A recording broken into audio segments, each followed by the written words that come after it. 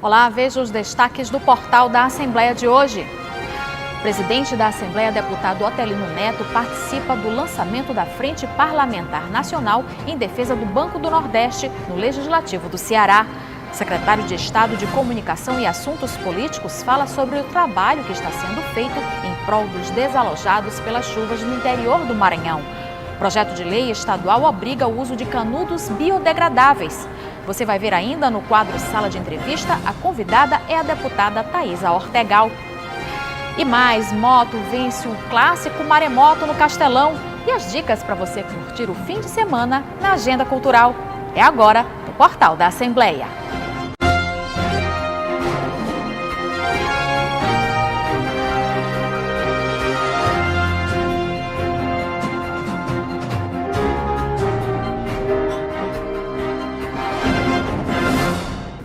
O presidente da Assembleia Legislativa, deputado Otelino Neto, eleito na semana passada presidente do colegiado do Parla Nordeste, está em Fortaleza participando do lançamento da Frente Parlamentar Nacional em defesa do Banco do Nordeste.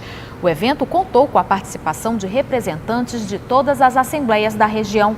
Os deputados Wellington do Curso e Hélio Soares também estão presentes no encontro. Na abertura do lançamento da Frente Parlamentar Nacional em Defesa do Banco do Nordeste, no Legislativo do Ceará, o presidente da Assembleia Legislativa do Maranhão, deputado Otelino Neto, que também é presidente do colegiado do Parla Nordeste, ressaltou que o BNB é fundamental para o desenvolvimento dos 9 estados da região, principalmente para os trabalhadores rurais. Presidentes de assembleias, deputados estaduais e federais, gestores municipais, além de representantes do BNB, sindicatos e associações, debateram a importância da instituição para as regiões do Nordeste e semiárido. Os deputados estaduais Wellington do Curso e Hélio Soares também participaram das discussões. Otelino Neto informou ainda que será marcada uma reunião com os presidentes do Senado e da Câmara Federal para que essa pauta prioritária seja debatida também pelas bancadas em Brasília.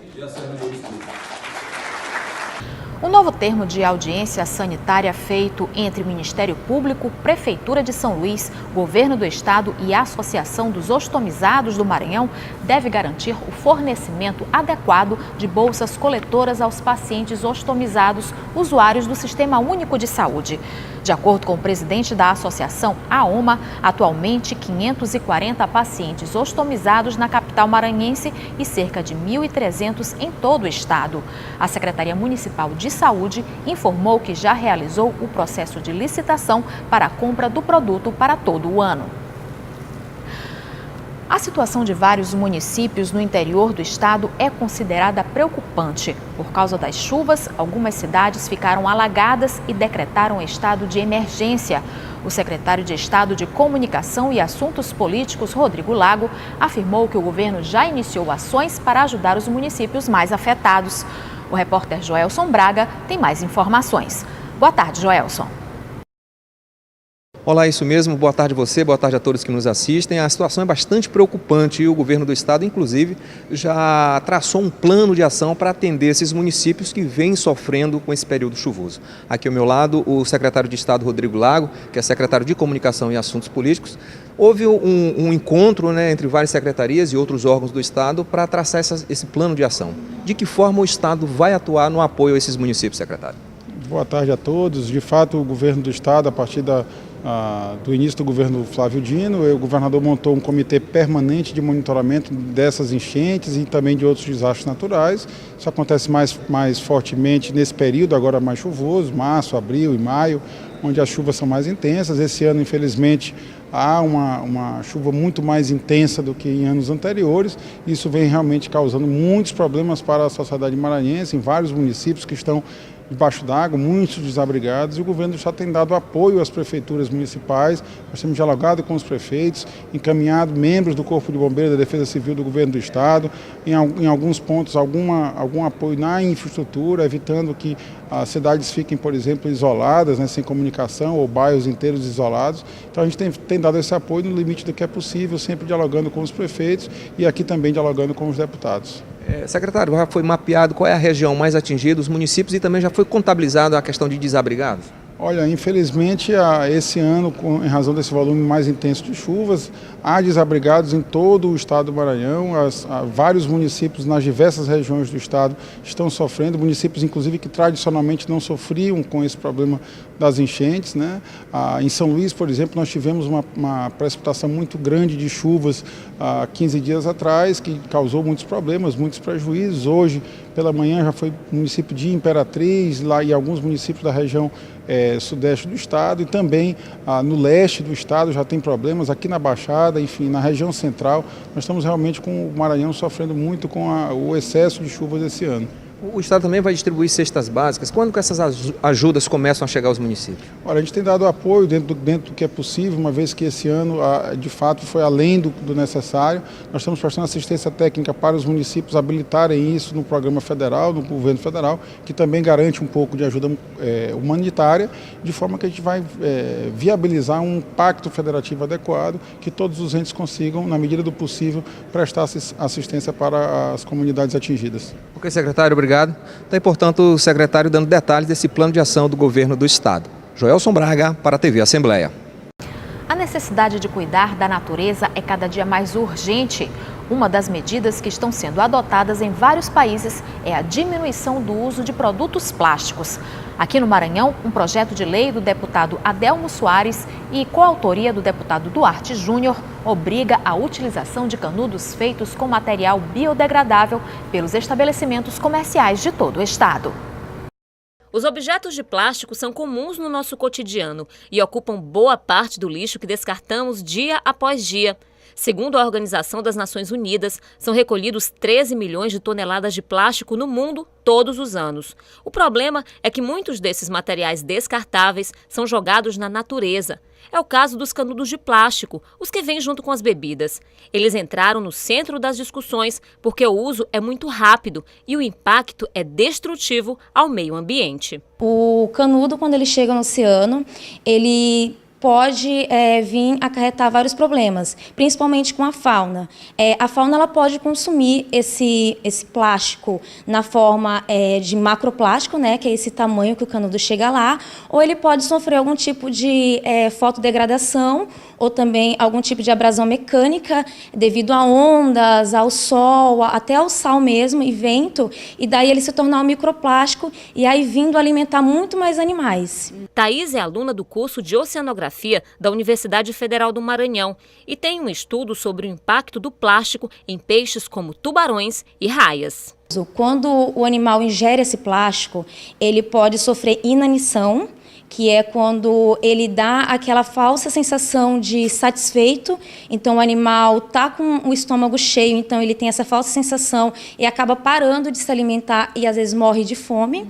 E também esse plástico ele pode soltar algumas toxinas que podem ser cancerígenas. E daí pode levar o animal a ter algum tipo de tumor e até mesmo a morte. E também pode contaminar a carne que pode ser consumida pelo humano? Exatamente. Essas toxinas elas vão ficar depositadas no tecido do animal, que é justamente o que o humano acaba se alimentando. Este estabelecimento em São Luís traz uma opção ecologicamente correta. É o canudo de vidro, de uso pessoal, que custa R$ 38,50. O produto chegou no final do ano passado e já é bastante procurado pelos clientes. É uma viagem recente para São Paulo. A gente verificou que lá já está proibido o uso do canudo descartável de plástico. Então como a gente quis trazer, ser a número 1, ser a primeira aqui em São Luís a trazer esse canudinho altamente correto, né? E a gente trouxe dezembro para cá e a procura está muito boa, muito boa. O pessoal está tendo aquela consciência mesmo ecologicamente correta, né? A vida útil é de 4 minutos em média. É o tempo que se leva para tomar um suco ou uma água de coco. O problema é o tempo que ele leva para se decompor na natureza. 200 anos. Por isso, muitos países já declararam guerra ao canudo de plástico e proibiram a utilização deste produto, considerado agora um vilão. No Brasil, estados como Rio de Janeiro e São Paulo criaram leis para proibir o uso do plástico descartável. O Maranhão segue a tendência na Assembleia Legislativa, com um projeto de lei de coautoria do deputado estadual Duarte Júnior e autoria do deputado estadual Adelmo Soares. E, evidentemente, ao ser encaminhado para a sanção do governador, deverá ser sancionado rapidamente, porque isso é um benefício para todos nós, para toda a população do Maranhão. Há exemplo de outros estados que já estão com essa lei em vigor, e eu tenho certeza que só tem a ganhar a população e o meio ambiente. O texto já foi aprovado na Assembleia Legislativa e obriga a utilização de canudos produzidos com material biodegradável nos estabelecimentos comerciais de todo o estado. O canudo de plástico descartável ele é muito difícil de ser reutilizado, é muito difícil de ser reciclado, e as pessoas não vão atrás porque ele é muito leve, então o vento leva muito rapidamente, então ele vai ficar mesmo no meio ambiente. E ainda tem um envoltozinho dele que também é de plástico leve, então ninguém vai juntar para poder fazer a reciclagem.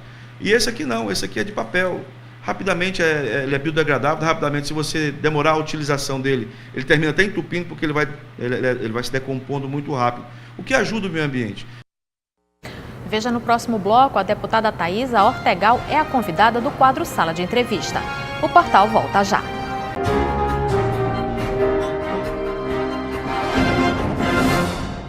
A convidada do quadro Sala de Entrevista de hoje é a deputada Thaisa Ortegal. Ela fala sobre a sua atuação nos primeiros meses de legislatura.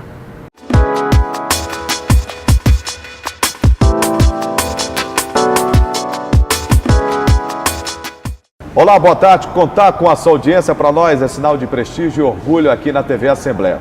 No quadro Sala de Entrevista de hoje, eu vou conversar com a deputada estadual Thaisa Ortegal, do PP. Chegou com toda a força, com toda a vontade de fazer a diferença na Assembleia Legislativa. Antes de mais nada, é satisfação em tê-la aqui. Obrigada pelo convite, estava devendo nessa entrevista aqui e esse bate-papo, na verdade. E a gente fica muito feliz porque vê aí uma Assembleia quase 50% renovada, vê mulheres se engajando na política, vê jovens se engajando, entrando na política e buscando todos, acho que fazer um Brasil melhor, um Maranhão melhor e sendo bem recebida, aí dando entrada em alguns projetos, fazendo um mandato, tentando ter um mandato participativo e tentando assim corresponder às expectativas dos maranhenses que depositaram aí, quase 52 mil maranhenses que confiaram no nosso nome, na nossa candidatura, no nosso projeto.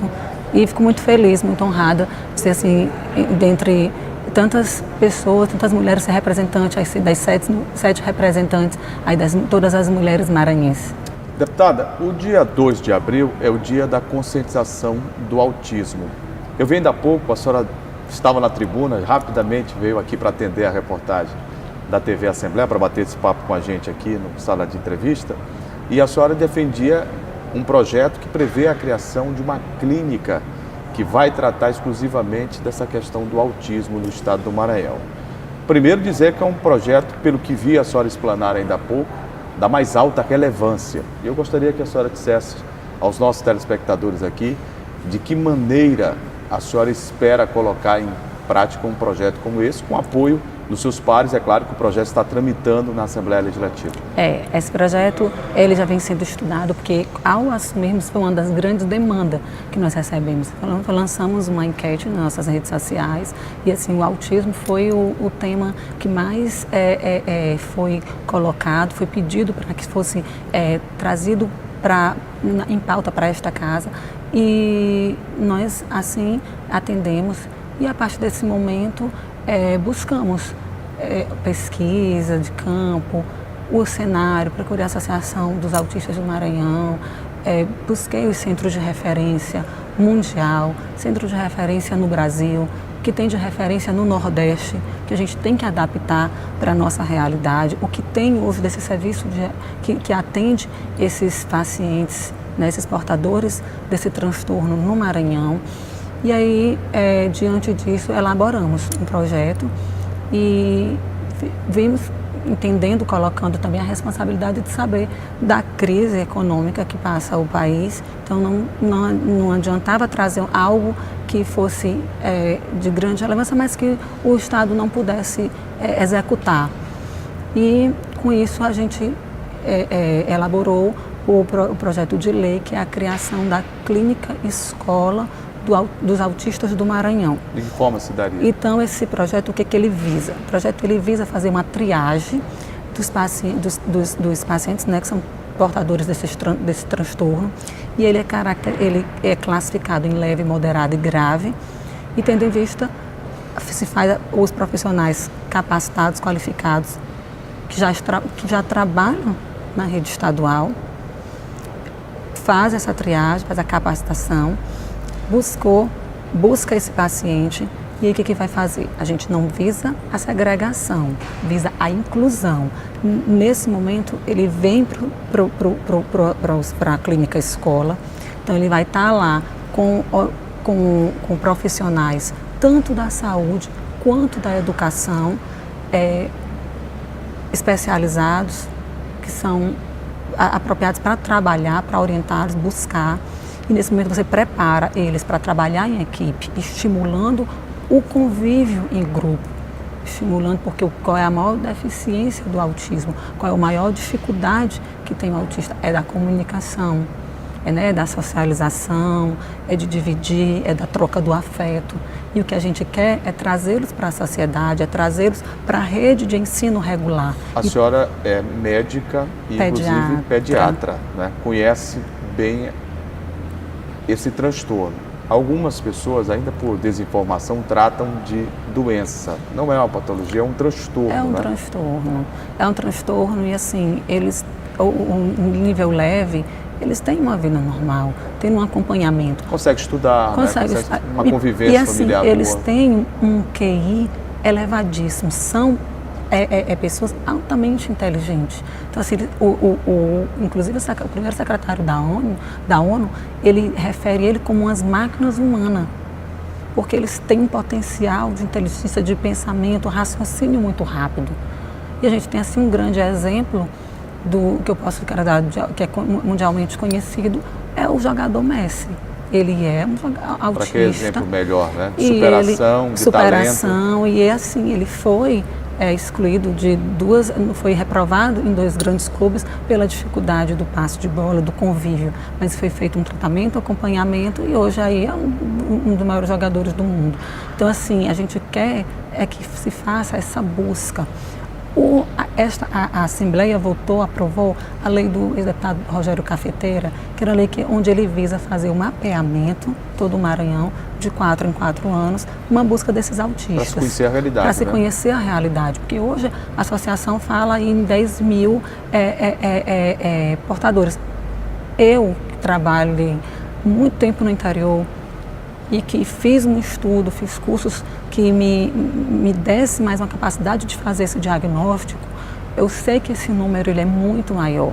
Então, esse mapeamento, ele vai nos dar dados concretos para que assim possamos pensar em expandir essa clínica escola para as macro-regiões. A senhora, no projeto, no fulcro, na essência dele, a senhora sugere uma parceria entre as secretarias de Educação e Saúde? Secretaria de Educação e Saúde. Por quê? Porque esse número ele vem crescendo. E o que, infelizmente, nós temos ainda uma deficiência muito grande de profissionais aptos a trabalhar, a orientar, a acompanhar essas crianças na escola. E um detalhe principal, a senhora pode falar com maior propriedade, é que no caso desse tratamento em relação ao transtorno do autismo, ele se dá com a formação de uma equipe multidisciplinar, né? Hoje, o governo ele tem um primeiro mandato, o governador Flávio Dino. Ele abriu o Centro de Especialização de Reabilitação do Olho d'Água. Né? Lá ele atende os autistas, é uma estrutura muito boa, é um serviço que funciona de verdade.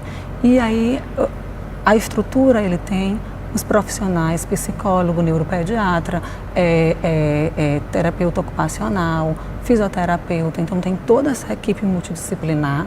Então o governo já tem essa equipe treinada, apta a trabalhar com o autista. A gente iria trazer os educadores, os orientadores, para que fizesse. E expandir também, chamasse as unidades regionais de educação e fazendo os treinamentos com os professores da rede estadual, para que eles também estejam aptos a atender, a receber esses alunos após saírem daqui. Os países mais desenvolvidos, e o exemplo de referência mundial está em San Diego, na Califórnia, eles falam que o autista, sendo diagnosticado até 1 ano e meio sendo acompanhado, eles têm aí 80% de chance de fazer uma vida normal, uma vida, né, de qualidade, né? Respeitando, sabendo, frisando sempre que todo o tratamento de um paciente que tem um transtorno, que tem uma síndrome, que tem uma doença, é dentro de suas limitações, né? Mas eles conseguem ter uma vida, dependendo do grau, normal.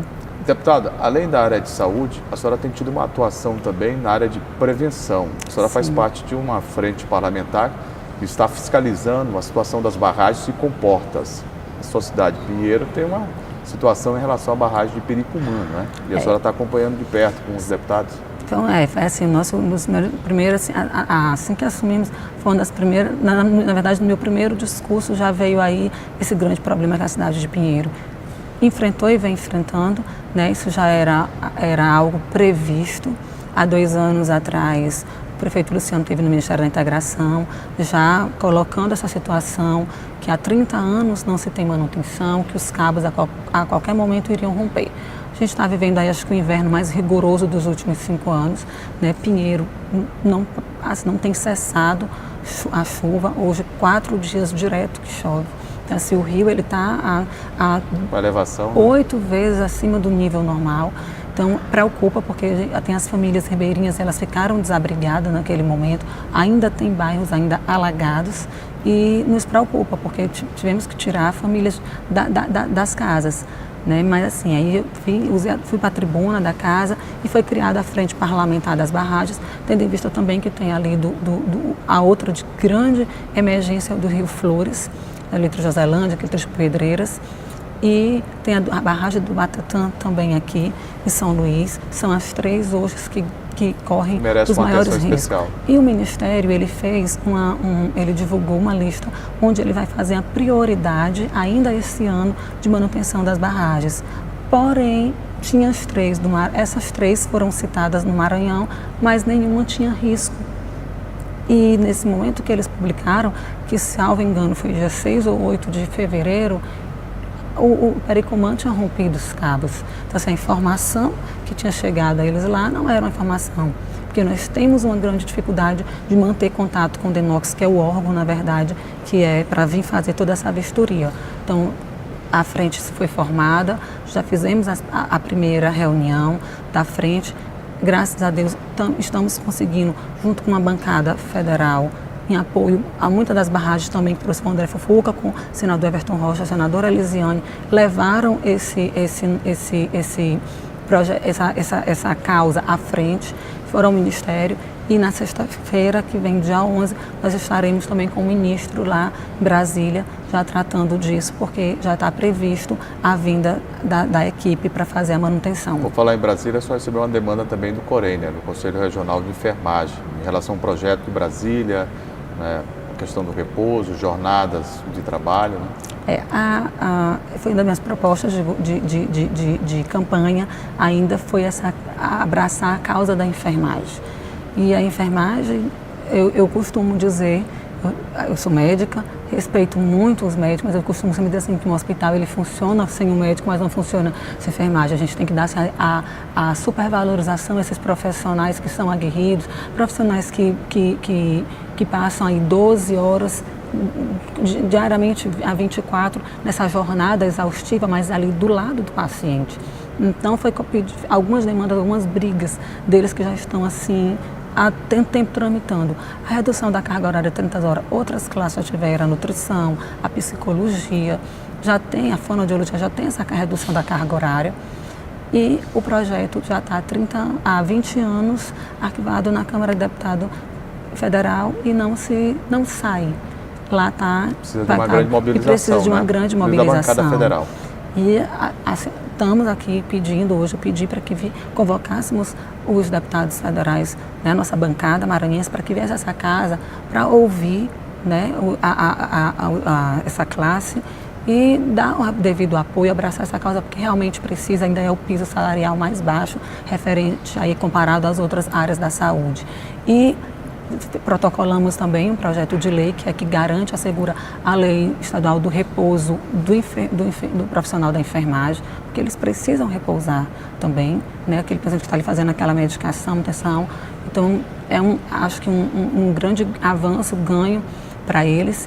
E já estamos protocolando também, hoje já foi protocolado agora pela manhã, foi informado por minha assessoria, da meia passagem e a meia entrada, né? Muito justo. Porque são profissionais ali que estão em contato ajudando a salvar vidas, tem um teto salarial, piso salarial muito baixo, agora exaustiva, os militares foi aprovado, então por que não para os profissionais da enfermagem? Então assim, a gente recebeu essa equipe do Corém ontem, hoje teve a reunião com a comissão e um mandato que a gente possa realmente isso, levar a qualidade de vida, fazer com que o Maranhão venha a ser também referência em aspectos, em vários aspectos aí para o Brasil. Eu conversei aqui no quadro Sala de Entrevista do portal da TV Assembleia com a deputada estadual Thaís Ortegal, do PP.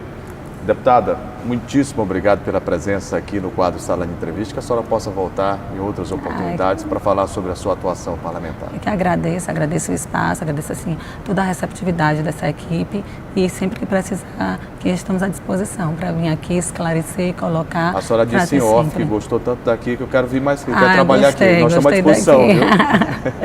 Obrigada. E eu fico por aqui com o quadro Sala de Entrevista. Até a próxima oportunidade. A seguir, as notícias do estado do Maranhão estão de volta no portal da TV Assembleia. Gente, é bom ficar ligado.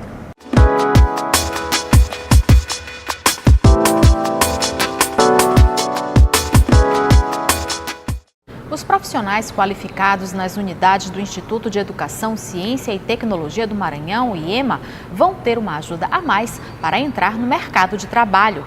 O governo do estado criou a plataforma Contratae, que disponibiliza informações de contato e qualificações profissionais para quem procura contratar mão de obra capacitada. A plataforma Contratae já está em pleno funcionamento por meio do site contratae.iema.ma.gov.br. É através dela que milhares de profissionais já estão ganhando uma mãozinha na busca por uma oportunidade no mercado de trabalho. É que com a plataforma, os mais de 26 mil profissionais já qualificados em unidades do IEMA como esta terão uma ferramenta a mais para conseguir os seus empregos. É uma forma que a instituição de ensino encontrou de aproximar ainda mais os profissionais dos empregadores que buscam mão de obra qualificada. O sistema disponibiliza ao público informações de contato e qualificações curriculares. O reitor do IEMA, Jonathan Almada, explica os benefícios do serviço gratuito e destaca a praticidade oferecida a quem acessa. Você vai encontrar na plataforma os cursos e serviços. Então, se você está interessado em algum trabalhador da construção civil, você vai encontrar lá pedreiro, armador, eletricista, etc. Se você está interessado em contratar serviços de beleza e estética, você vai encontrar o barbeiro, o cabeleireiro, todos esses profissionais, de forma que é muito simples o acesso e a ferramenta de procura da plataforma para quem está de fora tentando encontrar essas informações. As pessoas interessadas em contratar serviços profissionais podem acessar a base de dados do sistema pela internet. O reitor fala ainda sobre as vantagens da plataforma Contratae para os empregadores. Como o IEMA adquiriu ao longo desse tempo a confiabilidade da sociedade, o empregador vai estar lá à sua disposição, informações de 200 diferentes tipos de profissões em que ele pode buscar para ou contratar, ou fazer o teste do serviço, ou demandar uma determinada área, tudo estará lá à disposição dele. E falando agora de futebol, ontem à noite o Motoclube deu um grande passo na busca por uma vaga na final do campeonato estadual. O rubro-negro venceu o Maranhão no clássico Maremoto, no Castelão. A chuva que caiu durante toda a partida combinou perfeitamente com o clássico apelidado carinhosamente de Maremoto. E se a partida era importante, os dois times se lançaram ao ataque e o Moto foi mais feliz. Em um lance confuso dentro da área, no bate-rebate, o árbitro viu mão na bola do zagueiro atleticano e marcou o pênalti. O goleiro Rodrigo Ramos catimbou, tentou desviar a atenção de Juninho Arcanjo, mas o camisa 10 motense cobrou forte a meia altura e abriu o marcador. Isso aos 12 minutos do primeiro tempo. O Moto estava mais à vontade na partida e perdeu logo em seguida esta ótima chance com Gleicinho, que finalizou por cima. O MAC, quando chegava ao ataque, pecava nas finalizações. E se o ataque vacilava, o setor defensivo se mostrou desatento. Neste lance, após chute desviado, a bola sobrou para Márcio Diogo. Os atleticanos queriam impedimento, que o árbitro não marcou. O meia motense cabeceou, encobrindo Rodrigo Ramos e ampliou a vantagem motense.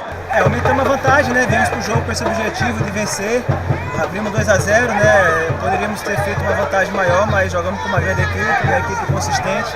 O importante é que demos mais um passo aí. Agora no domingo vamos descansar para trabalhar e vencer mais uma vez a partida para confirmar nossa classificação final. Mas o MAC quase diminuiu no fim do primeiro tempo. Chute de Marciano. A bola passou por baixo do goleiro Rodolfo. E quando ia entrando, a zaga afastou o perigo. E nada vinha dando certo para o MAC. Veja este lance bizarro. O juiz, dando uma de zagueiro motense, impediu o que seria uma ótima jogada do bode. Mas nessa altura da partida, o MAC já havia melhorado bastante. Boa trama do ataque. Marciano foi derrubado dentro da área e o juiz marcou pênalti. Taylor bateu com extrema categoria e diminuiu. As duas equipes buscaram o gol até o fim do jogo, mas ficou nisso mesmo. Moto 2, MAC 1. Jogar mais, né, do que jogou hoje, principalmente no primeiro tempo. Acordamos tarde aí, né, para esse clássico. É um clássico, cara. A gente não pode entrar morno como nós entramos. O gol estava impedido? Mas eu não sei, não tem como avaliar. Eu só sei que eu fiz o gol e valeu. Polêmicas à parte, o Moto se deu muito bem.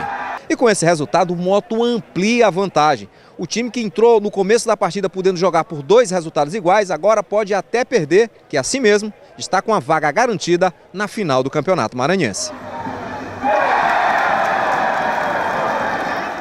E o Portal da Assembleia fica por aqui. Para rever as reportagens e a entrevista de hoje, acesse o site al.ma.leg.br/tv. Para você, uma boa tarde e fique agora com Milena Dutra e a Agenda Cultural para você se programar e curtir bastante o fim de semana.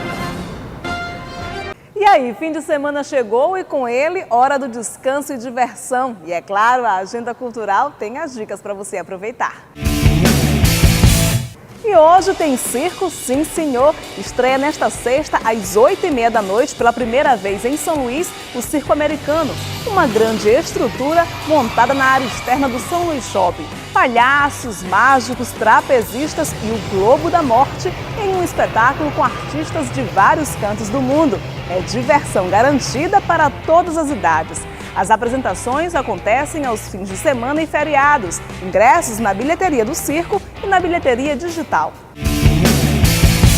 Olha que legal, nos cinemas está em cartaz Dumbo. O filme de 2019 é um remake do clássico da Disney lançado em 1941, que conta a história de um elefante alvo de piadas pelas suas orelhas enormes.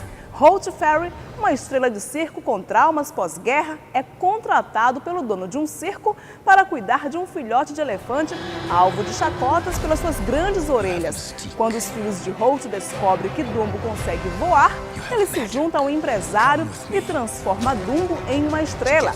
Prepare-se então para voar nas alturas com essa aventura inesquecível. Tem também comédia com estreia nas telonas, Shazam.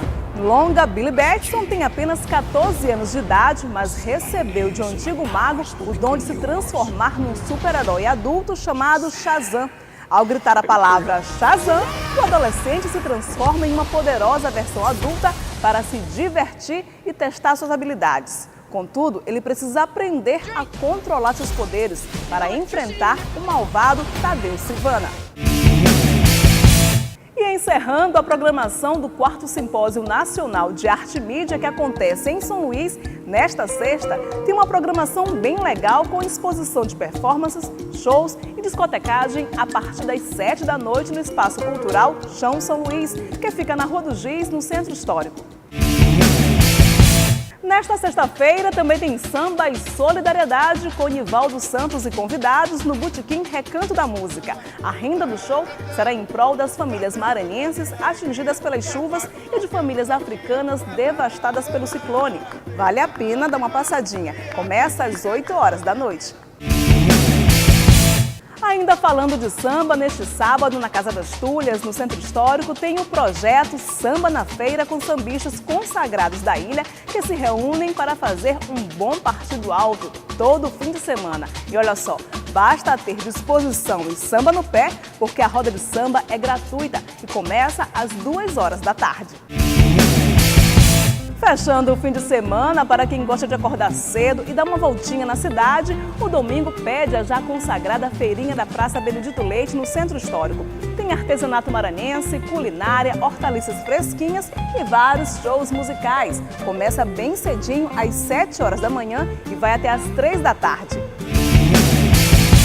A Agenda Cultural fica por aqui. A gente volta na próxima sexta com as dicas para o seu fim de semana ficar ainda mais divertido. Então, até a próxima. E não esqueça, seja feliz.